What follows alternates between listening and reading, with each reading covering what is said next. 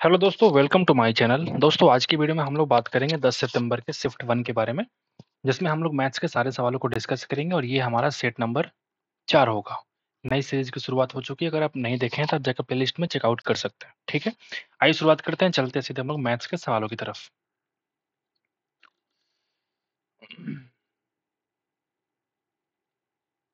आप देख सकते हैं पहला सवाल आपके सामने आ चुका है मेरे भाई। ठीक है, find the gain percentage given that Priya sold her scooter for 42,564 rupees, जिसमें गेनिंग कर रहा है 1/6 ऑफ द सेलिंग प्राइस। अच्छा, अगर आपको ये समझ में नहीं आ रही कि 1/6 of selling price cost price का कितना परसेंट होगा या फिर कितना फ्रैक्शन होगा, तब ध्यान रखिएगा इस बात को। जैसे मान लिया अगर हमने आप समझाने के लिए मैं कैसे आपको समझा सकता हूँ, इसका आंसर सीधे होगा 1/5 यानी कि 20% इसका आंसर हो जाएगा फटाफट। लेकिन समझाऊंगा कैसे आपको, देखो जरा। मैं अगर मैं बोलूंगा सेलिंग प्राइस का 1/6, तो आप कोई ऐसे नंबर को सेलिंग प्राइस मान लो जो 6 से कटता हो। जैसे मान लिया हमने मान लिया 60, सेलिंग प्राइस हमारा क्या है 60 है, मान लिया थोड़ी देर के लिए। ठीक है, तो इसका 1/6 हमें प्रॉफिट हो रहा है, मतलब जरूर कॉस्ट प्राइस हमारा, तो 1/6 का मतलब कितना हो गया 10, और ये हमारा गेन हो रहा है। तो गेन जब भी होता है मेरे भाई, वो तो कॉस्ट प्राइस पे होता है। इसका मतलब ये अगर 60 में बेचा है, 10 का प्रॉफिट है, तो कॉस्ट प्राइस हमारा 50 रहा होगा। कॉस्ट प्राइस हमारा 50 रहा होगा। अब तुम खुद ही देख लो, यहाँ अगर 10 का प्रॉफिट है, 10/50 का मतलब कितना हो जाएगा, 1/5 का मतलब कितना हो जाएगा 20%। तो चाहे आप जैसे भी सोचो, इसका आंसर क्या आएगा 20% आएगा। कंफ्यूज मत होना कि 1/6 ऑफ सेलिंग प्राइस कह रहा है ये। ठीक है, तो पहला सवाल मुश्किल नहीं था लेकिन कंफ्यूजिंग था, और इस जो डेटा का कोई वैल्यू का मतलब नहीं है। इसके बिना इस्तेमाल किए भी आप परसेंटेज निकाल सकते हैं। परसेंटेज के लिए किसी एक्चुअल वैल्यू की आवश्यकता हमें नहीं पड़ती है। आगे बढ़ते नंबर 2 पे आते हैं। किरण ने लेंट किया है लेंट का मतलब उधार लेना होता है 4,000 रुपया फॉर 2 पर्सन। ठीक है, such that one part of it at the rate of 8% per annum and remaining part at the rate of 10% per annum. एक हिस्सा वो 8% से, अगला हिस्सा वो 10% से लेती है। He got an annual simple interest of 352 रुपया। उसको पूरे साल में जो इंटरेस्ट देना पड़ा है, तो कितना हो गया, तो आप बताएंगे 352 रुपया। तो ये सेंटर का पार्ट हो गया। 8% अगर मैं पूरे का निकालूंगा तो आप पाएंगे 400। 10% है, यानी 400 को इधर लिखो। 8% का मतलब 320 है। आप यहाँ पे लगा दो एलिगेशन, आप यहाँ पे लगा दो एलिगेशन, ताकि आपको पता लग जाए कि 10% वाला कितना हिस्सा सब हमने लेंट पे लिया था। ये डिफरेंस आएगा आपका, माफ कीजिएगा 48, और ये आपका 32, यानी कि 3:2। तो 2 क्या है 10% वाला। अगर 4,000 की वैल्यू 325 के बराबर है, तो मुझे 2 की वैल्यू निकालनी है, यानी कि 1600 रुपये। इस सवाल का आंसर आपका हो जाएगा। आसान था, एलिगेशन से बना देंगे हम लोग। By applying which of the following criteria can two triangles not be proved congruent. Triple S तो होता ही है, ट्रिपल ए नहीं होता है, डबल ए होता है, ट्रिपल ए नहीं होता है। ठीक है, साइड एंगल साइड, दो साइड के बीच का एंगल बराबर है, तब उसको भी मतलब मान लेते हैं कॉन्ग्रुएंसी प्रूफ करने के लिए। और एंगल साइड एंगल भी होता है, तो option number 2 is the required answer होगा। आगे बढ़ते हैं, नंबर 4 पे आते हैं। ये सवाल देखो, 2 + tan square 2a + cot square 2a upon sec 2a into cosec of 2a। जैसे सवाल को आपने देखा, आपको दिख गया होगा, अच्छा यहाँ पे सब जगह 2a है, तो क्या हम किसी 2a को a बना सकते हैं? अगर ऐसा होता, ऐसा हम तब कर सकते थे जब यहाँ पे 2 कांस्टेंट यहाँ पे नहीं दिया होता, तो हम सारे 2a को सिर्फ a मान के आगे बढ़ जाते और किसी वैल्यू को पुटिंग करते, फिर सवाल का मेरा आंसर निकल जाता। ठीक है मेरे भाई, लेकिन यहाँ पे 2 देने की वजह से हम यहाँ पे 2a को a में कन्वर्ट नहीं कर सकते। समझ गए बात? तो मैं क्या दिमाग लगाऊंगा, आप जरा देखो ध्यान से। अगर इस हम 2 को 1 + 1 लिखूं, तो कोई दिक्कत है क्या? बिल्कुल नहीं होना चाहिए। मैंने ऐसा क्यों लिखा? क्योंकि 1 + tan स्क्वायर 2a जो हो जाएगा, ये हो जाएगा मेरे भाई sec स्क्वायर 2a। ठीक वैसे ही 1 + cot स्क्वायर 2a क्या बन जाएगा, तो आप बोलेंगे cosec स्क्वायर 2a अपॉन, नीचे हमारे पास क्या है, तो आप बोलेंगे sec 2a और into cosec 2a, into cosec 2a। ठीक है, ओके। तो कैसे हम आगे बढ़े? आगे बढ़ने का तरीका ये भी हो सकता है कि मान लो इसको हम साइन और कॉस में कन्वर्ट करना चाहें तो कर सकते हैं। जैसे मान लो 1 अपॉन, ऐसे हम लिख सकते हैं cos square 2a plus 1 upon sine square 2a, और डिवीजन में हो जाएगा 1 अपॉन फिर से cos 2a into sine 2a। कोई दिक्कत नहीं, ये जाएगा क्रॉस मल्टीप्लाई करके, तो साइन स्क्वायर ए प्लस कॉस स्क्वायर है, मतलब यहाँ पे जो हमारा बचने वाला है वो 1 ही बचने वाला है ऊपर। समझ गए बात? और नीचे से अगर मैं काटूँ तो एक कॉस कट जाएगा और एक साइन कट जाएगा, बचे हमारे पास क्या? सिर्फ कॉस 2a और इंटू साइन 2a। ठीक है? तो अगर इसको हम ऊपर लेके जाते हैं तो ये हमारा answer sec 2a into cosec 2a। ठीक है? आप जरा आंसर चेक कर लो, sec 2a माइनस है। माइनस क्यों भाई? माइनस प्लस क्यों है? यहाँ पे तो मल्टीप्लीकेशन आ रहा है। माइनस की कोई संभावना नहीं है, मुझे लगता है कि कुछ गड़बड़ी की है एसएससी ने। ये मार्क्स टू ऑल मिलेंगे बच्चों को मेरे हिसाब से, क्योंकि इसको हम अगर मल्टीप्लाई आ रहा था, मल्टीप्लाई को माइनस में कन्वर्ट करने का कोई ऑप्शन तो फिलहाल मुझे नहीं दिख रहा है। माइनस को सॉरी मल्टीप्लाई को माइनस में कन्वर्ट करने के लिए मुझे कोई ऑप्शन मुझे फिलहाल तो नहीं दिख रहा है। ठीक है? मेरे हिसाब से ये वाला आंसर है, बाकी एक बार चेक कर लेना। ठीक है? कुछ भी दिक्कत हो आप मुझे कमेंट कर सकते हो। ठीक है मेरे भाई? तो आगे बढ़ते हैं, टाइम वेस्ट नहीं करते हैं। ठीक है? 5 पे आते हैं। X Y Z are 3 points on plane. किसी एक प्लेन के अंदर मान लो एक्स वाई जेड 3 पॉइंट्स हैं, जिसमें आपसे कह रहा है कि एक्स वाई और वाई जेड का जो है वो 11 सेंटीमीटर, ये है 13, और एक्स जेड की वैल्यू कितनी है 24। आपको दिख गया होगा, पढ़ते पढ़ते आपको दिख गया होगा कि 11 प्लस 13 करेंगे कितना आएगा 24। मतलब अगर मान लो किसी एक प्लेन के अंदर 3 पॉइंट को हम मानेंगे, तो अगर सम ही दो का 24 आ गया, मतलब मान लो ये एक्स है, मान लिया ये वाई है, और मान लिया ये जेड है। समझ गए? तो एक्स वाई की वैल्यू अगर 11 सेंटीमीटर है, वाई जेड की वैल्यू 13 सेंटीमीटर है, तो क्या ये सेटिस्फाई नहीं हो रहा है कि एक्स जेड की वैल्यू हमारा 24 हो जाए? मतलब तीनों जो पॉइंट है वो किसी एक लाइन में, स्ट्रेट लाइन में है। जब स्ट्रेट लाइन में है तो क्या उस स्ट्रेट लाइन से एक सर्कल को ट्रेवल करवा सकते हैं तीनों पॉइंट से? नहीं करवा सकते। मतलब आंसर हमारा क्या हो जाएगा? जीरो। नंबर ऑफ ट्रायंगल क्या हो जाएगा मेरे भाई? जीरो। आसान था। Which of the following is the largest 5 digit number divisible by 47? 47 से कटने वाली लार्जेस्ट 5 डिजिट की संख्या कौन सी होगी? ठीक है मेरे भाई? अगर हम सिंपली ये बोले कि 999 और 99 को अगर मिला दूं तो ये हमारा 5 डिजिट का सबसे बिगेस्ट नंबर है। 5 डिजिट का सबसे बिगेस्ट नंबर है। समझ गए बात को? लेकिन आपको बिगेस्ट नहीं निकालना है। बिगेस्ट निकालना है किस केस में? जब वो 47 से कटे। तो हम एक काम करते हैं ना, इस नंबर में 47 से हम डिवाइड करते हैं, जो रिमाइंडर बचेगा उसको माइनस कर देंगे, वही हमारा क्या हो जाएगा? बिगेस्ट नंबर हो जाएगा। कहानी में है कि नहीं? तो आज और डिवाइड करते हैं 47 से और रिमाइंडर निकालने की हम कोशिश करते हैं। तो देखो जरा 47 इंटू 2 करेंगे कितना आ जाएगा? 94। यहाँ बचेगा 5 और 9, यानी कि एक बार में कट जाएगा।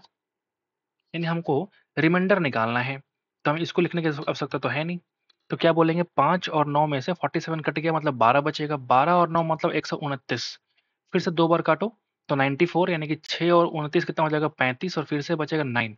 ये लास्ट डिवीजन है। तो 359 में अगर हम 47 से डिवाइड करेंगे तो कितना आएगा? बताओ। 6 7 बार करें, 8 बार करें क्या? 7 बार करते हैं। तो 7 बार करेंगे तो 280 और प्लस 49 कितना हो जाएगा? तो आप बोलेंगे 229 हो जाएगा। मतलब अगर देखेंगे, सॉरी 329 हो जाएगा। मतलब यहाँ पे 30 क्या है? रिमाइंडर आने वाला है। मतलब मैं कह सकता हूँ कि रिमाइंडर जो है वो 30 आएगा। मतलब अगर इस रिमाइंडर को मैं माइनस कर दूं तो ये वही संख्या बन जाएगा जो 47 से पूरा पूरा कट जाएगा। मतलब यहाँ से कुछ नहीं करना है, आपको सिर्फ इस वाले 999 में से -30 कर दो, जो आंसर आएगा वही सवाल का आंसर हो जाएगा। आसान है, मुश्किल नहीं है। If on A mark price the difference between selling prices with a discount of 65% and with successive discounts of 30 and 40% is 105। जैसे एक मार्क प्राइस मान लिया हमने कि एमपी मार्क प्राइस जो है वो 100 रुपया है। तुम कह रहे हो कि हम दो तरीके से सेलिंग प्राइस रखेंगे। एक वो जब हम डायरेक्ट 65% का डिस्काउंट देंगे, तो मतलब 100 रुपए की वस्तु को हम कितना में सेल करेंगे? 35 में। और एक बार वो जब मैं 30 और 40 का सक्सेसिव डिस्काउंट करेंगे, मतलब एक बार 30 किया फिर उसके बाद 40 किया। जब 30 किया तो कितना बन गया? 70 बन गया। और 40 किया तो 7 चौक 28 और उसमें से कम कर दो, यानी कितना बन गया? बताओ। 70 माइनस 28 करेंगे तो बन जाएगा 42। मतलब पहले केस में इतने में सेल किया, दूसरे केस में इतने में सेल किया, इन दोनों का जो डिफरेंस है वो कितना है? 7 का। और ये सवाल कह रहा है कि 7 नहीं बल्कि ये 105 के बराबर है। तो 105 की वैल्यू 7 है, आपको निकालना है मार्क प्राइस यानी कि 100। 1500 इस सवाल का आंसर आपका हो जाएगा। उम्मीद है समझ में आ गया होगा। आगे बढ़ता है। ठीक है? What is the value of D if A is two C की value B is two D के बराबर है? मतलब ए और सी का रेशियो बराबर है। मतलब अगर ए और सी में 5 और 6 का अनुपात है तो बी और डी में भी 5 और 6 का अनुपात होगा। तो अगर 5 की वैल्यू 40 है तो 6 की वैल्यू 48 होगी। क्या जी? नहीं होगा क्या? बहुत आसान है। दो सर्कल जिसका रेडियाई है 18 और 12 टच करते हैं इच अदर को एक्सटर्नल तरीके से अगर टच करेंगे तो find the length of direct common tangent. समझाने के लिए हम थोड़ा सा आपका इस्तेमाल करेंगे, देखना जरा हम क्या इस्तेमाल करेंगे। हालांकि आपको पता है पहले से, जैसे मान लिया हमने क्या किया, एक सर्कल बनाया जो 18 सेंटीमीटर का है, ठीक है, और एक और सर्कल हम बनाते हैं, एक और सर्कल हम बनाते हैं जो कि आपका 12 सेंटीमीटर का, और बाहर से ये टच कर रहे हैं। इतना ही आपको समझना है, ठीक है, इतना ही आपको समझना है, ठीक है। तो यहाँ से डायरेक्ट कॉमन टेंजेंट बोलते हैं जो ऊपर से इस तरीके से पास करे। ये पॉइंट और ये पॉइंट, मान लो ये एम है और ये क्यू है, तो एम क्यू की लंबाई आपको फाइंड आउट करनी है। आपने कह दिया कि रेडियस 1 और रेडियस 2, ये 18 है और ये 12 है, तो अगर इन दोनों को रेडियस को मिला दूंगा तो क्या ये वही डिस्टेंस बिटवीन सेंटर्स होगा कि नहीं होगा। अगर ये सेंटर C1 है, ये सेंटर C2 है, क्योंकि फॉर्मूला में हमको डिस्टेंस बिटवीन सेंटर की आवश्यकता पड़ती है, इसलिए मुझे समझाना पड़ा, इतना खेला करना पड़ा। तो हम अगर डायरेक्ट कॉमन टेंजेंट की लेंथ निकालने की कोशिश करेंगे तो क्या हो जाता है, under root distance between centres, यानी कि 18 और 12 का सम करो, यानी कि 30 का स्क्वायर करो, और माइनस R1 माइनस R2 का स्क्वायर, यानी कि 6 का स्क्वायर। अब मुझे उम्मीद है कि समझ में आ गया होगा। ए स्क्वायर माइनस बी स्क्वायर, यानी कि ए प्लस बी इंटू ए माइनस बी, अंडर रूट, ये तो निकल जाएगा 6 बन के, लेकिन ये 4 गुना 6 है, मतलब 2 बाहर आ जाएगा और 6 अंदर रहेगा, मतलब 6 दूना 12 रूट 6 इस सवाल का आंसर हो जाएगा। क्या समझ पा रहे हैं कि नहीं समझ पा रहे हैं? समझ पा रहे हैं ना भैया? ठीक है। बाकी ये छोटा तो नहीं दिख रहा आपको, उम्मीद है कि दिख रहा होगा, बड़ा सा आपको दिख ही रहा होगा। ठीक है, समझ में आ गया? आप देख लेना, समझ में आ जाएगा आपको, मुश्किल नहीं है, आसान है। ठीक है, 3 पाइप से पी क्यू आर है मेरे पास, 3 पाइप है पी क्यू आर जो फिल कर सकते हैं सिस्टम को। मान लो क्या हो गया, ये क्या हो गया, स्लो हो गया क्या? थोड़ा वेट कर ले। अरे यार, क्या हो गया इसको? ये तो कोई इंक ही काम नहीं कर रहा है यार, ये तो बड़ा दिक्कत हो जाएगा, फिर मेरा मेहनत बेकार हो जाएगा। एक बार हम कहीं और से घूम के आते हैं, मेरा ओबीएस चेक कर लेते हैं। देखो इसी ओबीएस से हम रिकॉर्ड करते हैं, ठीक है। स्टॉप रिकॉर्डिंग कर दूंगा तो मेरा रिकॉर्डिंग स्टॉप हो जाएगा, ठीक है। तो बीच बीच में कभी कुछ इस तरह की बातें भी होनी चाहिए। देखता हूँ मेरा काम कर रहा है कि नहीं यार, ये तो बड़ा लफड़ा हो जाएगा यार, ये तो कुछ काम ही नहीं कर रहा है। हाँ ठीक है ठीक है ठीक है, आ गया आ गया, ठीक है। 3 पाइप से मान लो पी है, क्यू है और फिर आर है, तीनों भरने वाली पाइप है, तो हम बोल देते हैं कि तीनों प्लस है, ठीक है। एक भरता है 40 मिनट में, अगला भरता है भैया 80 मिनट में, और ये भरता है आपका 120 मिनट के अंदर। Initially all the pipes are opened, starting में सारे पाइप को खोल दिए जाते हैं। After how much time should the pipe Q and R be turned off, ठीक है। कह रहे कितने समय के बाद क्यू और आर को बंद किया जाए, ताकि सो दैट मतलब ताकि the system will be completely filled in just half an hour, मतलब ताकि वो आधे घंटे में फिल हो जाए। समझ गए कहानी में दर्द क्या है? ठीक है, ठीक है भाई।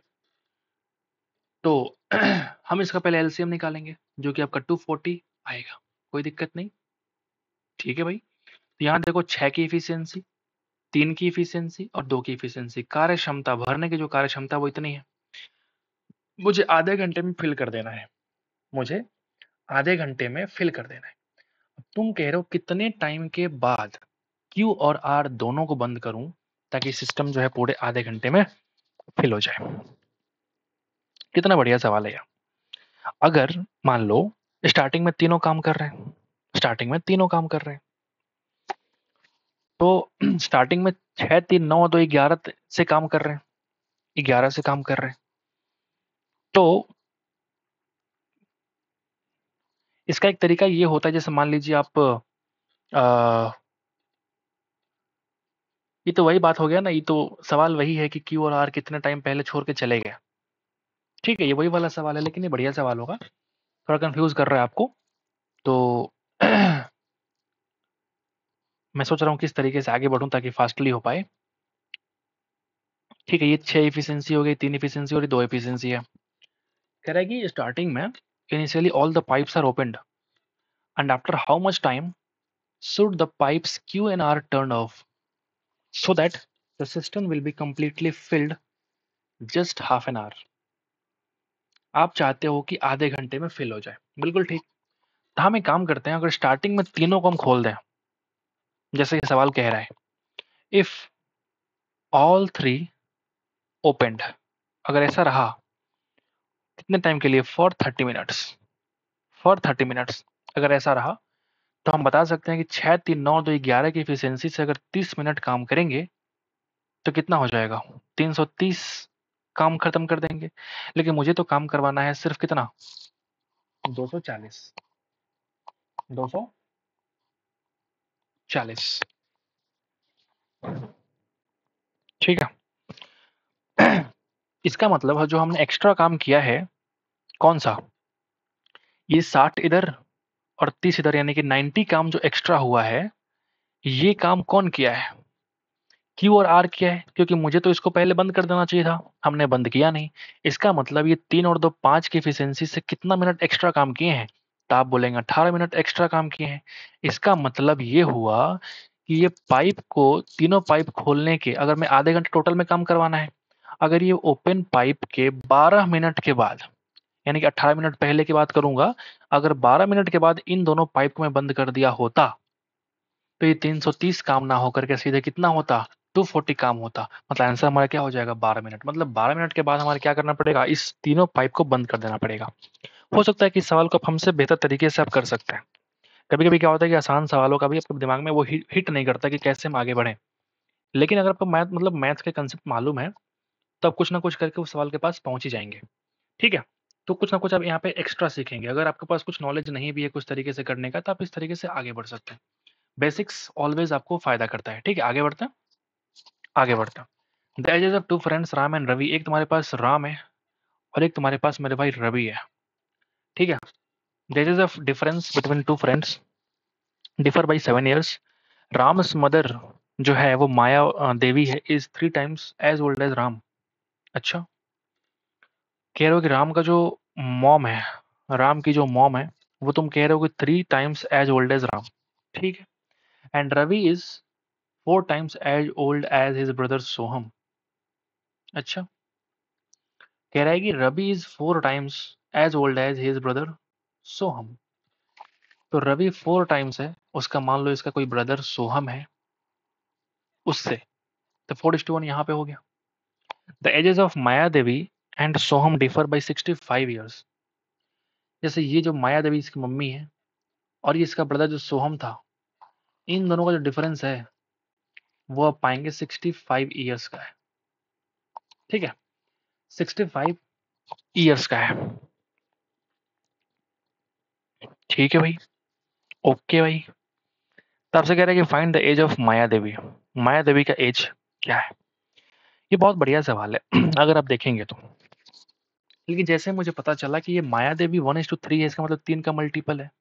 जब 3 का मल्टीपल है तो ये हो सकता है, ये हो सकता है, ये, लेकिन ये तो नहीं हो सकता। एक ऑप्शन को हमने हटा दिया।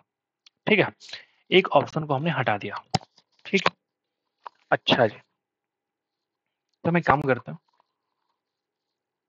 देखो जरा, स्टार्टिंग में दिया हुआ था कि differ by 7 years, differ by 7 years, लेकिन ये डिफरेंस के बारे में कह रहा है, ये नहीं कह रहा है कि कौन बड़ा है। समझ रहे हो बात? ये इसमें नहीं लिखा हुआ है कि कौन बड़ा है। ये समझना बहुत जरूरी है। अगर हम ये मान के चले, ये डिफर होने का मतलब मान लो कि कोई एक 7 साल बड़ा है, तभी तो हम कहेंगे। अब वो 7 साल राम बड़ा है कि रवि बड़ा है, क्वेश्चन को सॉल्व करना इज नॉट इम्पॉर्टेंट। समझना बात को, यहाँ पे सारी चीजें होंगी, कंसेप्ट क्लियर होना चाहिए, बहुत जरूरी है। तो इस केस में हम पहली बार क्या करेंगे, जैसे मान लो राम पहले लिखा है तो हम राम को थोड़ा बड़ा मान के चलते हैं। तो हम थोड़े वक्त के लिए मान लेते हैं, थोड़े वक्त के लिए मान लेते हैं कि अगर मान लो कि ये अगर फॉर एक्स है थोड़ी देर के लिए, तो ये एक्स होगा, बिल्कुल 4 गुना था। और ये जो है मेरे भाई 4x प्लस 7 होगा, क्योंकि 7 साल से बड़ा है, डिफर करता है। और ये इसका 3 गुनी है इसकी मम्मी, यानी कि 4 तिया 12x प्लस 21, ऐसा होगा कि नहीं होगा? ठीक है, अब इन दोनों का डिफरेंस 65 ईयर्स है। मतलब अगर मैं से इसमें से x माइनस करूंगा तो आप बोलेंगे 11x plus 21 is equal to 65। यानी 11x की जो वैल्यू आएगी, 6 2 8 5 1 86, ये तो काम ही नहीं कर रहा है। फिर आप खुद देखो, यहाँ पे काम ही नहीं कर रहा है। समझ रहे हो? यहाँ पे तो ये लॉजिक काम ही नहीं कर रहा है। ये तो 11 से कट नहीं रहा है। इसका मतलब हो सकता है कि राम बड़ा ना हो बल्कि रवि बड़ा हो। ये समझना बहुत जरूरी है भाई। कभी कोई आसान क्वेश्चन एग्जाम हॉल में दिमाग खराब कर देते हैं, फिर आपको लगता है कि मुझे आता सब है, लेकिन ये बन क्यों नहीं रहा है। ठीक है, तो इस कंडीशन में कभी कभी आपको ये काम करना पड़ेगा। ठीक है। तब एक काम करते हैं, रवि को ही 7 साल बड़ा बनाते हैं। मान लो ये अगर x है तो ये x+7 है। ठीक है भाई। Okay okay. Ram's mother Maya Devi is 3 times as old as Ram. Maya Devi is 3 times as old as Ram, यानी कि ये कितनी हो जाएगी, तब बोलेंगे 3x हो जाएगी। ठीक है। अब तुम कह रहे हो कि Ravi is 4 times as old as his brother Soham, तो ये हो जाएगा x+7/4। ये हो जाएगा। अब इसका डिफरेंस फिर से निकालते हैं, तो आप देखो जरा कैसे डिफरेंस निकाल पाएंगे।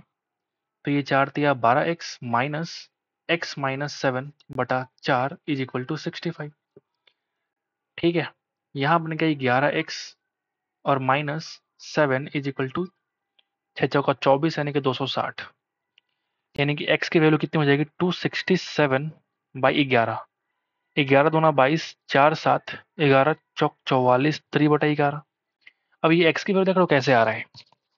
अभी x की वैल्यू देख रहे हो किस तरीके से आ रहा है। या तो इस सवाल में कुछ गड़बड़ी है, या फिर हम कुछ गलत तरीके से इसको ले रहे हैं। मेरे हिसाब से इस बंदे ने सही लगाया है, हो सकता है कुछ तुक्का लग गया होगा, या फिर हो सकता है कि मैं ही कुछ गलत कर रहा हूँ, मेरे हिसाब से ऐसा लग रहा है। ठीक है, फिर से ट्राई करें एक बार। The ages of two friends Ram and Ravi differ by 7 years. ठीक है। मान लो एक राम है और एक रवि है। ठीक है। फिर से हम राम को बड़ा बना के चलते हैं। मान लो अगर ये रवि x है तो ये तुम्हारा x+7 होगा। ठीक है। राम की जो माँ है Maya Devi is 3 times as old as Ram. मतलब राम की जो माया देवी मम्मी है ना, ये क्या है, इसकी 3 गुनी है। मतलब 3x प्लस 7 गुना 3 21। ठीक है भाई। Ravi is 4 times as old as brother. Ravi जो है 4 टाइम्स है, मतलब जिसका ब्रदर सोहम है ये x/4 होगा। अब इन दोनों का डिफरेंस दे रखा है कि माया देवी और सोहम का जो डिफरेंस है वो कितना है, 65 ईयर्स है। Find the age of Maya देवी। ठीक है भाई। ठीक है, फिर से निकाल लेते हैं। तो 4 तिया 12x माइनस नहीं बल्कि प्लस 4 तिया 12x प्लस 84, और ये हो जाएगा -x/4 इज इक्वल टू 65। ये लास्ट ट्राई है मेरा। अगर इस बार नहीं बना तो फिर हम समझ जाएंगे कोई सवाल में गड़बड़ी है, फिर हम कुछ गड़बड़ सोच ही रहे हैं। ठीक है। तो +84 इज इक्वल टू हो जाएगा 260। यानी 11x की वैल्यू कितनी आ जाएगी, अगर मैं 100 कम करूंगा तो 160, 16 जोड़ दो यानी कि 176। क्या मैंने सही करा? बिल्कुल ठीक किया। इस बार लगता है x की वैल्यू आ चुकी है। x की वैल्यू आ चुकी है 16। अगर x की वैल्यू 16 आ गई तो माया देवी के एज निकालना है। तो ये एज कितना हो जाएगा, 16 तिया 48 प्लस 21 यानी कि 69। अच्छा, मतलब मैं ही गड़बड़ कहीं ना कहीं कर रहा होऊंगा। होता है कभी कभी आसान सवाल के अंदर ही आप कुछ ऐसे तरीके से सोचते हो, या फिर है ना, फास्ट करने के चक्कर में इंसान गलतियां कर बैठता है। सिली मिस्टेक्स इसी को बोलते हैं। कर तो आप सही रहे। अगर इसी को मैं घूम फिर के दोबारा आता लौट के तो ये सवाल बन जाता दूसरी बार में। ठीक है, लेकिन इस बार तीसरी बार बना, कोई दिक्कत नहीं, मैं रट के थोड़े जाऊँ भाई। मैं याद करके नहीं आता, मैं कि सवालों को आपके सामने करता हूँ जो करना होता है। What percentage of the average sales of the schools A, B and C in 2014 is the average sale of school A, C and F in 2013। पहले कहानी है 2014 की। ठीक है। ये जो येलो वाला है ना, येलो वाला ये 2014 का है। तो कह रहा है कि average sale of school A B and C in 2014। तो हम यहाँ पे देखेंगे ये 70 है। ये कितना है बताओ, 30 और 40 के बीच में 35 है। ये 70 है। और ये कितना है बताओ, तुम्हारा 80 है। यानी कि ये 150 और 35 यानी कि 185 का आपको एवरेज निकालना है। क्या परसेंटेज है, बात तो वही होगा। तो हम ये करेंगे। ठीक है। फिर ACF 13 में निकालना है, तो A में आपका देखो 50 है, C में देखो कितना है, तो आप बोलेंगे 60 है, और F में कितना है, तो आप बोलेंगे भैया कितना है, 40 है क्या? हाँ 40 है, ठीक है। यानी कि ये बन जाएगा आपका 150। What percentage of average sale of this is the average sale of school ACF in 2013। तो बटा 3 करो, बटा 3 करो, बात देखिए कट जाएगा वो, तो हम इसी को काट लेते हैं डायरेक्ट। 5 तिया 15, 5 सते 35, और ये बन जाएगा 5 तिया 15 और 10। अब ये इसका कितना परसेंटेज आप बताओ जरा। 30/37 इंटू 100%। यानी कि अगर तुम निकालोगे तो 3000/37 बनेगा। यानी कि अगर तुम काटोगे तो ये 8 बार में कट जाएगा क्या, 240 और 8 7 56, यानी कि 296, 40, यानी कि 81 पॉइंट समथिंग आएगा। और 80 पॉइंट समथिंग ऑप्शन में सिर्फ एक ही है। आगे बढ़े, 13 पे आता है। ए मनी कंटेंट्स बैग रुपी, 1 रुपया का है, 5 रुपया का है, और फिर 10 रुपया का है। उसके पास सिक्के हैं, नोट है, वॉट, उसका जो रेशियो है 3, 5 और 7 का रेशियो है। टोटल जो कॉइन है का अमाउंट है वो कितना है, तो आप बोलेंगे और 980 रुपीज़ है। 10 का निकालना है कि संख्या कितना होगा, नंबर निकालना, याद रखना। ये 980 रुपये हम कैसे निकालेंगे बताओ। 1 गुना 3 यानी कि 3 रुपया, 5 गुना 5 यानी कि 25, और 3 कितना हो गया 28 रुपया, और 70 यानी कि 98। हमें निकालना है 10 की वैल्यू, यानी कि 10 की वैल्यू है कितनी। 10 की वैल्यू जो है वो नंबर कितना है, तो आप बोलेंगे 7 के बराबर। ये पूरा पूरा 10 से कटेगा, यानी कि 70 सवाल का आंसर आपका हो जाएगा। ये देखो लंबा सवाल क्या कह रहा है। रमेश ने परचेज किया कुछ आइटम को डीलर से 19 नवंबर को 19 में। जो बिल जनरेट हुआ वो कितना हुआ, 5490 रुपया, 5400 सॉरी 80 रुपया। ठीक है, इतना रुपये का बिल जनरेट हुआ, बिल्कुल ठीक है। उसने परचेज किया था, हेड है, परचेज किया था कुछ आइटम्स को 10 नवंबर को भी, मतलब 9 दिन पहले। Having the bill value of 9800 रुपया। उस टाइम जब शॉपिंग किया था वो कितना का शॉपिंग किया था, 9800 रुपये का। उसने क्लियर किया दोनों ही बिल को इस समय, इस बार जब आया था 19 तारीख को, दोनों बिल क्लियर कर दिया और पेड किया टोटल अमाउंट को इन कैश। ठीक है। If the dealer gives a scheme of 2% discount on the payment done with in 10 days.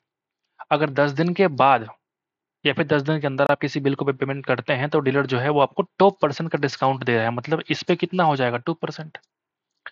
और जो पेमेंट आप कैश में दे रहे हैं तुरंत इंस्टेंट, तो उस पर आपको दे रहा है 5% का डिस्काउंट। तो find the amount paid by Ramesh on 19 नवंबर। यही तो करना है भाई, कौन सा बड़ा चीज़ है, इसका 5% डिस्काउंट दे दो। यानी मैं अगर इस तरीके से निकालने की कोशिश करूं कि 5480 का मुझे 95% निकाल दो, और 9800 का आप 98% निकाल दो। क्या नहीं होगा क्या, बोलो मैं गलत कह रहा हूँ क्या? बताओ बताओ। 1 जीरो से यहाँ काट लो और 2 जीरो यहाँ काट लो। ये तुम काटोगे तो 5 से 2 बार में, ये 5 से 19 बार में, ये 2 से तुम काटोगे तो ये 2 7 और 4, 2 7 और 4। तो अगर आप देखेंगे तो क्या आएगा, 9 गुना 4 करेंगे तो लास्ट में 6 आएगा, और 8 गुना 8 करेंगे तो लास्ट में 4 आएगा, 64। 6 और 4 लास्ट में क्या आएगा, जीरो। यूनिट डिजिट है वो कितने आएंगे, तो आप बोलेंगे 0 आएगा। ये क्या हो रहा है भाई, मेरा कंप्यूटर तो भाई सही चलता है यार, बढ़िया एकदम। आज कुछ लगता है लोड ज़्यादा दे दिया हमने। ठीक है। तो अंतिम डिजिट जो है वो कितना आएगा, वो आएगा 0, जो कि सब में है। तो फिर हम एलिमिनेट नहीं कर पाएंगे, फिर मुझे गुना भाग करना ही पड़ेगा। कर लेते हैं। 19 चौक 76, 19 चौक 76 कैरी 7। ठीक है। हालांकि लास्ट 2 डिजिट भी चेक कर सकते हैं। 19 चौक 76 कैरी 7, 19 सतह 114, सॉरी 133, और 7 कितना हो जाएगा 140। हम सिर्फ 06 लेके चलते हैं, लास्ट 2 डिजिट को लेके चलते हैं। प्लस करो, ये देखो 8 गुना 8, 98 का स्क्वायर निकालो। 100 से 2 कम है तो हम क्या करेंगे, 2 का स्क्वायर यानी कि 0 4 आएगा, 0 4 आएगा। 6 और 4 को जोड़ो कितना आएगा 10, यानी कि अंतिम 2 डिजिट कितना है, तो आप बोलेंगे 10। Option number 3 is the required answer. या तो गुना करो पूरा, या फिर हमने क्या देखा कि लास्ट 2 डिजिट चेक करके भी सवाल का आंसर हम निकाल सकते हैं। ठीक है। एक पोल है जो 10 मीटर लॉन्ग है, rest silently against a vertical wall. AB make an angle of 30 degree with the horizontal. Find the find how far the foot of the pole is from the wall. ठीक है, एक पोल है तुम्हारा इस तरीके से, जो हॉरिजॉन्टल से कितना बना रहा है एंगल, तो आप बोलेंगे 30 डिग्री। ये 10 है, आपको ये निकालना है। समझ गए? तो 30 के सामने कितना होगा, इस 10 का आधा हो जाएगा। और ये 60 के सामने क्या हो जाएगा इसका, आप 5√3 निकाल लो। मुश्किल था क्या? ठीक है। What is the ratio of male research scholars in mathematics to statistics? Number of male research scholars को निकालना है। ठीक है, ये है टोटल और ये है फीमेल, तो मेल निकाल लो, मेल उसका डिफरेंस करने पे आएगा। तो मैथमेटिक्स टू स्टैटिस्टिक्स, मैथमेटिक्स कहाँ पे, ये है, स्टैटिस्टिक्स आपका ये है। अगर 4 फीमेल है तो 14 हमारे पुरुष होंगे, अगर 3 फीमेल है तो 9 हमारे पुरुष होंगे। 14:9 इस सवाल का आंसर हो जाएगा। क्या बहुत मुश्किल है क्या? बिल्कुल नहीं। ठीक है, ये देखो, एक बस ट्रेवल करता है 1/3 of the distance initially at A speed of 40 kilometre per hour. Next 1/3 जो है वो कवर करता है 50 किलोमीटर पर आवर में, और नेक्स्ट थर्ड जो है कवर करता है 60 किलोमीटर पर आवर में। Find the average speed of the bus for the entire journey. इसके बहुत सारे तरीके हैं सॉल्व करने के। बेस्ट तरीका ये है, जब इक्वल डिस्टेंस हो ना, तब एक काम करो, ऐसे डिवाइड कर दो। ठीक है, ये भी डी, ये भी डी, ये भी डी, इक्वल डिस्टेंस हमने ट्रेवल करवा दिया। ठीक है, इसका जो स्पीड है वो कितना है, तो आप बोलेंगे 40 की स्पीड से, ये 50 की स्पीड से, और ये आपका, ये 50 के स्पीड से, और ये आपका 60 के स्पीड से। ठीक है, टोटल डिस्टेंस अपन टोटल टाइम, तो हम बोलेंगे टोटल डिस्टेंस कितना 3D, ये हो जाएगा D/40, ये हो जाएगा D/50, और ये हो जाएगा D/60। यहाँ से हम D कॉमन लेके काट के हटा देंगे। D की आवश्यकता है ही नहीं, बस समझाने के लिए था। समझ गए बात? ये देखो ऊपर आ जाएगा 3, और नीचे देखो एलसीएम कितना आएगा, एलसीएम आ जाएगा 300, या फिर उससे भी ज्यादा 600। सही है ना? तो यहाँ पे आ जाएगा 15, यहाँ पे आ जाएगा आपका 12, और यहाँ आ जाएगा 10, और 600 हो जाएगा ऊपर, यानी कि ऊपर बनेगा 1800 और नीचे बनेगा 27, 10, 37। अब डिवीजन करना आपका काम है, हम कर देते हैं, आपके सामने कर देते हैं। ठीक है, अगर हम 5 से करेंगे तो 185 आ जाएगा, जो कि ज़्यादा हो जाएगा, मतलब मुझे 4 पे ही जाना पड़ेगा, यानी कि 3 चौको 12, 7 चौको 28, 148 हो गया। 32 बचेगा, 320। तब खुद देखो क्या ये 320 अगर मैं करूंगा, तो अगर मैं 8 बार लेके जाऊंगा इसको, तो 240 और 8 56, 9 बार ज़्यादा हो जाएगा, मतलब 8 पॉइंट समथिंग आएगा, 48 पॉइंट समथिंग आएगा, और 48 पॉइंट समथिंग का सिर्फ एक ही ऑप्शन है। आगे बढ़े, ये तो आप चुटकी में कर सकते हैं, स्क्वायर करके 2 माइनस कर दो, यानी कि 142। स्क्वायर करके आप 2 माइनस कर दोगे 142। ये क्या, कौन सा ट्रू है? साइन और कॉस का वैल्यू आपको दे रखा है, साइन कॉस का वैल्यू आपको दे रखा है, आपसे कह रहा है कौन सा true, the following is true. कौन सा ट्रू है आपको बताना है। Sine T less than cos T when T बड़ा है 45 से। ठीक है, नहीं, साइन टी छोटा नहीं होता, साइन टी की वैल्यू बढ़ते जाती है, मतलब साइन टी की वैल्यू 0 से 1 तक जाती है, लेकिन कॉस टी की वैल्यू 1 से 0 तक आती है। तो कॉस की वैल्यू छोटी नहीं होगी, सॉरी, कॉस की वैल्यू छोटी होगी, ना कि बड़ी होगी। तो ये हमारा हो नहीं सकता। आप खुद देखो, जब टी की वैल्यू 45 से बड़ी होगी तो कॉस की वैल्यू क्या होती है, बड़ी होती है। जैसे अगर मैं ये बोलूं आपसे, मैं कुछ गलत समझा दिया क्या आपको? जैसे मान लिया अगर मैं साइन की बात करूं, साइन अगर मान लो 45 है, या फिर कॉस 45 है, दोनों का वैल्यू क्या होता है, 1/√2 होता है। ठीक है, लेकिन साइन से अगर इससे नीचे की तरफ जाएंगे, 45 से कम की तरफ जाएंगे, तो इसकी वैल्यू घटेगी, और इससे ऊपर जाएंगे तो इसकी वैल्यू बढ़ेगी। लेकिन कॉस वाले केस में इससे अगर उल्टा जाएंगे तो वैल्यू क्या हो जाएगा, इंक्रीज होगा, और इधर जाएंगे तो वैल्यू क्या होगा, डिक्रीज होगा। तो वही कह रहा है कि जब टी की वैल्यू 45 से बढ़ी जा रही है तो कॉस की वैल्यू बढ़ेगी। ये बड़ा अजीब है, और बंदे ने चूज भी करा है। कौन सा ट्रू है? मान लो हम साइन 60 लेकर के चलते हैं, थोड़ी देर के लिए आप मानना, अगर टी की वैल्यू आपसे, अच्छा अरे यार मेरा दिमाग कहाँ है, ये बड़ी थोड़ी है, ये 45 की तरह बड़ा साइन है, उससे छोटा वैल्यू है ये। अरे यार दिमाग काम नहीं कर रहा आज मेरा। ठीक है आगे बढ़ते हैं। ठीक है, from all the years from 2015 से 18 the average production of B type cars, B type car क्या है, बी टाइप कार के पास चलो, 15 से 18 is how much less than that of combined average production of A type and C type cars. ठीक है, combined average production of A type and C type car आपसे पूछ रहे हैं। ठीक, कुछ नहीं, बिल्कुल बस कैलकुलेशन है मेरे भाई, कितना आपको डिफरेंस है वही निकालना है। तो एक तरफ तुम क्या करो, इस पूरे को जोड़ दो और इन दोनों को जोड़ के एवरेज निकालो। समझ रहे हो बात? ठीक है, करते हैं। 9 8 17 7 24 और 8 3200 और 6 और 4 10 यानी कि 2300, 3300 माफ कीजिएगा। ये कितना आएगा, 12 10 22 और 9 31 और 8 39 9 6 15। एक मिनट जरा होल्ड करना।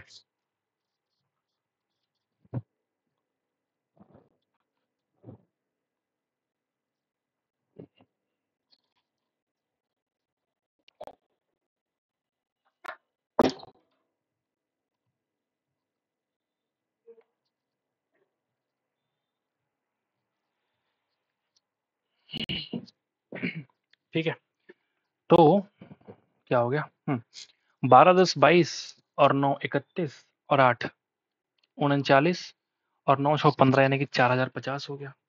अगर मैं इसका एवरेज निकालूंगा तो कितना आएगा, 1350।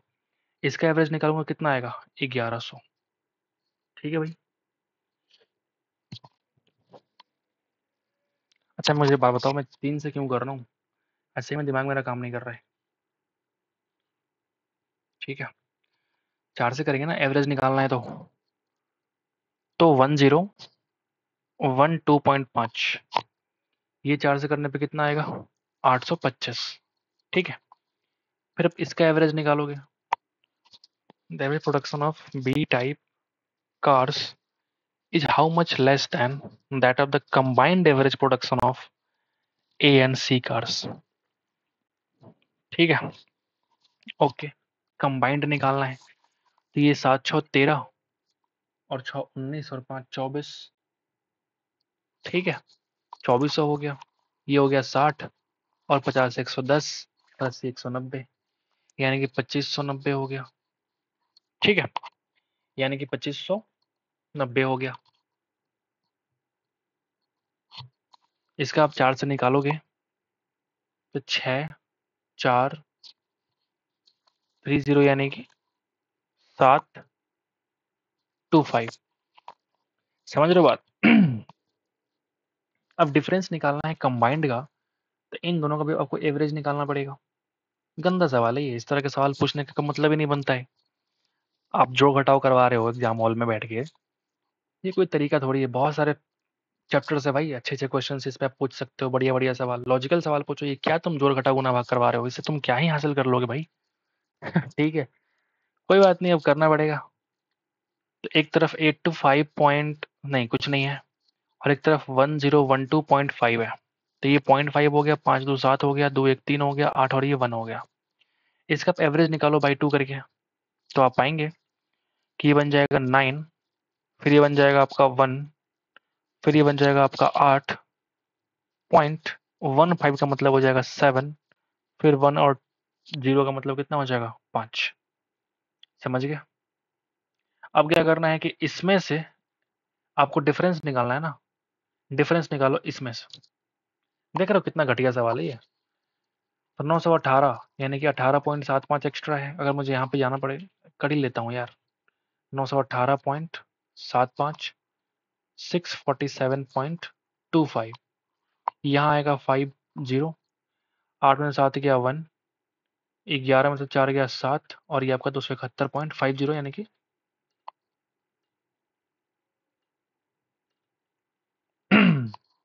ये आपका ऑप्शन आपका हो जाएगा। ठीक है, हमने कहीं मिस्टेक करी होगी तो इसलिए 0.50 आ रही है। ठीक है, अब इतना दिमाग लगाने का टाइम नहीं है। ठीक है, पागल हो जाएंगे इस तरह के सवालों को सॉल्व करने में। ठीक है, ये सवाल बढ़िया, देखो लॉजिकल सवाल है ना। एक राइट सर्कुलर कोन है जिसका हाइट 24 सेंटीमीटर है, जिसका वॉल्यूम कितना है, इतना है, आपको निकालना है टोटल सरफेस एरिया। तो हम क्या बोलते हैं कि 1/3 into pi into R square H is equal to 1232 बोल सकते हैं। अब ये देखो एच की वैल्यू कितनी है, तो आप बोलेंगे 24 है। 24 से इसको हम काट देंगे। 24 काटो 12 से, या फिर 6 से काटो, 6 से 4 बार में कट जाएगा, कटेगा ना। लेकिन 6 से ये नहीं कटेगा। तो हम एक काम करते हैं, अगर एच की वैल्यू मान लो 24 है, तो इस 3 से काटो 8 बार में, काट दूं, और 8 से आप इसको काट दो। 8 एकम 8, 4 3 8 25 40, 8 चौका 32। ठीक है, अब पाई आर स्क्वायर की वैल्यू 154 का मतलब होता है कि आर की वैल्यू कितनी हो गई, 7 सेंटीमीटर। आपको अगर सरफेस एरिया निकालनी है, टोटल टोटल सरफेस एरिया, तो ये होता है 2 pi R R plus H. Clear है। अगर आर की वैल्यू 7 है तो 2 पाई आर कितना हो जाएगा, 44। ये देखो 7 प्लस 24 यानी कि 31, यानी कि 44 इंटू 31। लास्ट में क्या आएगा, 4। लास्ट में 4 का सिर्फ एक ऑप्शन है, नहीं दो भी ऑप्शन है, चेक कर लेते हैं।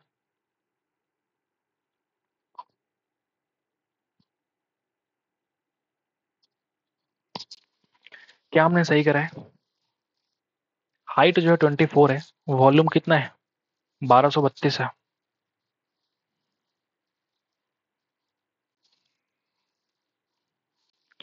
देन टोटल सरफेस एरिया कितना होगा।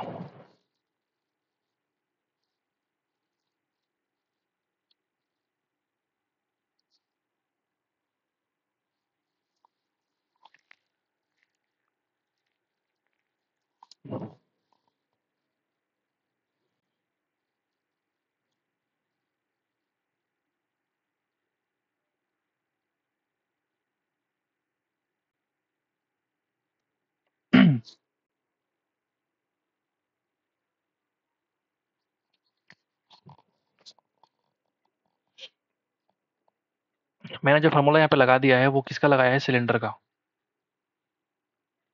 टोटल सरफेस एरिया जो होगा इसका, ये तुम्हारा होगा pi R L plus pi R square. यही हम सोच रहे थे बार बार कि क्या हम कुछ मिस्टेक कर रहे हैं। देखो जरा, पाई आर हो जाएगा और यहाँ पे एल प्लस आर हो जाएगा। तो 2 पाई आर की वैल्यू अगर 44 थी, तो पाई आर की वैल्यू 22 होगी। एल कितना होगा, अगर मान लो रेडियस, ये तो मान मान लो इस तरह से हाइट है 24, रेडियस 7, तो एल की वैल्यू कितनी हो जाएगी भाई, 25। यानी हो जाएगा 25 प्लस 7 यानी कि 32। अब 32 को तुम 22 से गुणा करोगे तो कितना आ जाएगा, 32 दूना 64, कैरी 6, 32 दूना 64 और 6 कितना हो जाएगा, 70। और ये इस सवाल का आंसर आपका हो जाएगा। ठीक है, आगे बढ़ते हैं, 22 पे चलते हैं। If the sum of three numbers is 18 and the sum of their squares is 36। मान लो तीन नंबर है, A plus B plus C का सम दे रखा है 18, और स्क्वायर का सम मान लो A square plus B square C square का सम कितना है, तो आप बोलेंगे 36। Then find the difference between, ओहो, the sum of their cubes. अच्छा, क्यूब में चलते हैं, उनके क्यूब में, और 3 टाइम्स देयर प्रोडक्ट। ओ, ये तो फॉर्मूला हो गया। 3 टाइम्स इनके प्रोडक्ट का जो, ये आपको वैल्यू निकालना है। तो ये होता है क्या है formula, A plus B plus C into, आप कह सकते हो कि A square plus B square plus C square minus of A B minus B C minus C है। अब इसका आप स्क्वायर कर दो तो कितना हो जाएगा, 324 is equal to A square plus B square plus C square plus 2 times A B plus B C plus C है। उसको हम एक्स मान लेते हैं थोड़ी देर के लिए। तो ये अगर कम करेंगे कितना, 288 आ जाएगा बाई 2, यानी कि एक्स की वैल्यू कितनी आ गई, तो आप बोलेंगे 144 आ गई। अब 144 को यहाँ पटक देना है। ये एक्स क्या है, ये X A B plus B C plus ये है। समझ रहे हो बात। यहाँ पे A plus B plus C की वैल्यू कितनी, 18 है। ए स्क्वायर 36 और ये तुम्हारा 144 हो जाएगा। यानी कि 18 को मुझे गुना करना है कितने से, 108 से। 8 गुना 8, लेकिन ये 108 माइनस में है, तो 8 गुना 8, लास्ट में 4 आएगा और नेगेटिव वैल्यू है, तो लास्ट में 4 नेगेटिव वैल्यू, ये दोनों पॉजिटिव तो नहीं हो सकता, तो गुना करना ही पड़ेगा। 18 8 144, कैरी 11, फिर ये कैरी 18 गुना 8 कितना होता है, 144, तो कैरी 14 होगा ना। ठीक है, फिर 0 करेंगे तो फिर 4 आएगा, कैरी 1, 18 और 1 1944। आगे बढ़ते हैं। The side of equilateral triangle is 28 centimetre taking each vertex. ये बढ़िया सवाल होने का उम्मीद तो है। एक ट्रायंगल का हम निर्माण करते हैं, देखो जरा, ये तुम्हारा क्या इक्विलेटरल ट्रायंगल हो जाएगा, ठीक है। ये क्या है मेरे भाई, इक्विलेटरल ट्रायंगल है। Taking each vertex as centre, अब ये कह रहा है कि हर एक वर्टेक्स को हम सेंटर मान लेते हैं। हर एक वर्टेक्स को हम क्या करेंगे, सेंटर मान के हम एक सर्कल को ड्रॉ करेंगे, ताकि इस तरीके से करेंगे half the length of side of triangle. हो क्या बात है भाई, बढ़िया बात है। ठीक है, सर्कल लेते हैं, इसको हमने क्या करा, यहाँ पे हाफ लेंथ कवर करना है इसमें, और इस तरीके से आपको सर्कल का निर्माण कर देना है। समझ गए, इस तरीके से, ठीक है भाई। और एक ही नहीं बल्कि 3 बार करना है, क्योंकि तीनों वर्टेक्स पे अलग अलग आपको करने पड़ेंगे।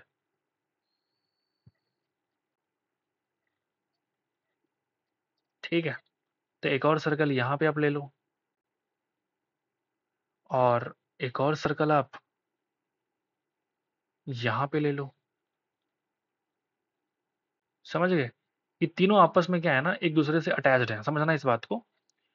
तो आपसे क्या कह रहा है कि find the area of the part of the triangle which is not included in the circle. अच्छा, ट्रायंगल का कौन सा एरिया ऐसा है जो इस सर्कल में कवर नहीं हो रहा है, तो इसी एरिया को फाइंड करना है आपको। आपको पता है अगर इक्विलेटरल है तो ये कितना हो जाएगा, 60 डिग्री हो जाएगा, ये वाला भी 60 डिग्री हो जाएगा, और ये वाला भी 60 डिग्री हो जाएगा। तो ये वाला जो पार्ट है और ये वाला जो पार्ट है और ये वाला जो पार्ट है, इस सर्कल का सेक्टर है। और 3 बार अलग अलग निकालने से बढ़िया है कि 60 गुना 3 करके 180 का सिर्फ एक सेक्टर निकाल लो। बात समझे। तो अगर मुझे ये एरिया निकालना है, तो हम इक्विलेटरल ट्रायंगल के एरिया में से, जो कि 28 का स्क्वायर है, अगर हम इसको निकाल दें, क्या, पाई आर स्क्वायर बाई 2। हमने 2 क्यों किया, क्योंकि 180 डिग्री का मतलब हुआ सेक्टर, यानी कि आधा एरिया पूरे सर्कल का। ठीक है, अब यहाँ पे रेडियस जो होगा वो क्या होगा, रेडियस इसका आधा होगा, रेडियस इसका आधा होगा। अब देखो 4 से अगर तुम काटोगे तो एक वाला कितना में कटेगा, 7 बार में। अगर यहाँ से तुम 2 निकाल के इसको भेज दोगे तो 14 बन जाएगा, तो 14 गुना 14 196, यानी कि ये बनेगा 196√3। ठीक है, अब यहाँ पे जो आर की वैल्यू है 14 है, अगर आर की वैल्यू 7 है तो 154 होती है। 14 है, डबल मतलब 4 गुना कर दो, इनके 616 का आधा करो, यानी कि 308 माइनस करना पड़ेगा। अब ये कह रहा है कि √3 की जो वैल्यू है 1.73 है, तो 196 इंटू 1.73, 1.73, देख रहे हो। और ऑप्शन देखो कितने घटिया हैं, ऑप्शन इतने गंदे हैं। ये तो फिर भी थोड़ा क्लोज है, ये दोनों और ये दोनों आपस में क्लोज है। ठीक है, गुना तो करना पड़ेगा। इसको 1.75 मान के आप आगे बढ़ सकते हो। जैसे अगर मान लो, मैं ये मान के चलूं कि ये 1.73 कुछ और नहीं बल्कि 7/4 है, इसे थोड़ा सा तो कम है। तो अगर मैं 4 से काटूं इसको, तो 4 चौका 16, 4 9 36, 49 गुना 7 यानी कि 343 से हल्का सा कम है, -308। तो ये कितना आ जाएगा, बताओ मुझे, कितना आ जाएगा। इससे कम है, ये 343 से कम है। तो ये बनेगा आपका 40, 32 और 3, ये तो 45 आ रहा है, सॉरी 35 आ रहा है। तो फिर तो आंसर कुछ भी हो सकता है, कंफ्यूजिंग। तो इस तरह के सवालों में दिमाग खराब हो जाएगा फिर आपका, फिर गुना करना ही पड़ेगा आपको, दूसरा कोई ऑप्शन नहीं है। अगर हम यूज करें कैलकुलेटर का, मेरे पास तो ऑप्शन है, इस तरह के सवालों का आप लास्ट में करो तो ज़्यादा बढ़िया है। 196 इंटू 1.73, ये जो वैल्यू आएगा ये 339.08 आएगा, 339.08 आएगा। इसमें से हम कम करेंगे 308 को, ये कितना आ जाएगा 31.08। इस तरह से आंसर क्या हो जाएगा, ऑप्शन नंबर 2। आगे बढ़ें, 24 पे आता है। एक सर्कुलर रेस है इतना मीटर का, एक्स वाई स्टार्ट करते हैं सेम पॉइंट से, सेम टाइम से। ठीक है, with speed of this and this respectively. कब मिलेंगे पहली बार ट्रैक पे, तो देखो टाइम टू मीट निकालना है, कुछ नहीं करो, डिस्टेंस ऊपर है, सॉरी, और स्पीड नीचे। कितने का अंतर है, तो आप बोलेंगे 4.5 का अंतर है। 4.5 का मतलब 9/2 होता है, किलोमीटर पर आवर को चेंज करेंगे तो 5 बटा 18 से मल्टीप्लाई करना पड़ेगा, तो 9/2 2 से कट जाएगा, ये 5 से कटेगा 15 बार में, और 4 को भेज दोगे ऊपर, 150 गुना 4 कितना हो जाएगा, 600 सेकेंड। ठीक है, आगे बढ़ते हैं। ये तो बोर्ड मास है। इस 8 को तुम नीचे लाओ पहले, तो 4 8 तो सब कट के सिर्फ एक बचेगा यहाँ पे। पहले ऑफ वाला काम करो, तो बन जाएगा 36, नीचे ले आओ तो 9 से कट जाएगा 4 बार में, और 4 से कट जाएगा 4, फिर यहाँ कितना बन गया, फिर यहाँ एक ही बन गया। समझ गए बात? ये एक और एक खत्म हो जाएगा, मतलब यहाँ तक पूरा 0 है। ठीक है, फिर हम पहले ऑफ वाला काम करेंगे, तो 6 को नीचे ले आओ, जो कि भाग है, तो 15/6 इंटू 2 से 3 बार में और 3 से 5 बार में, 5 इस सवाल का आंसर हो जाएगा। तो उम्मीद करते हैं समझ में आ गया होगा, तो एक बार लाइक कर देना हमारे इस एफर्ट के लिए। मिलते हैं आपसे नेक्स्ट वीडियो में। Thank you so much.